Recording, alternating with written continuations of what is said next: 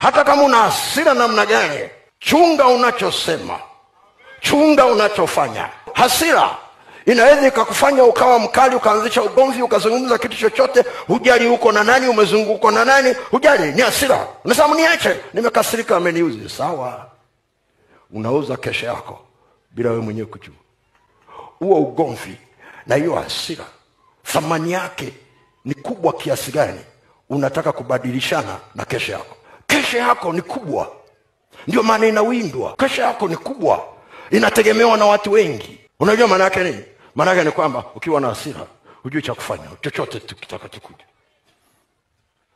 Upigi mahesabu kwamba hiki kitu ninachosema, hiki kitu ninachofanya kitaleta gharama kiasi gani, bila kujali umeuziwa namna gani, ni vitu gani vilivyotumika, sababu yake ni kitu gani. Umewahi kufikiri? Mtu anapata hasira, kesho anaandika barua ya kuacha kazi. Hasira ikiisha, anaanza kufikiri, anaenda kwenye kikundi cha maombi.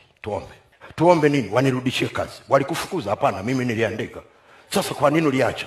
Bwana, mimi sijui tu, walinikasirisha. Alafu unasema tu shetani. No, shetani ni kama mwiba ule wa Paulo, ulisubiri kutafuta udhaifu wake, akajikita hapo. Shetani alikuwa hana shida na kazi yako, ana shida na kesho yako. Kumbuka hilo, usije ukasahau.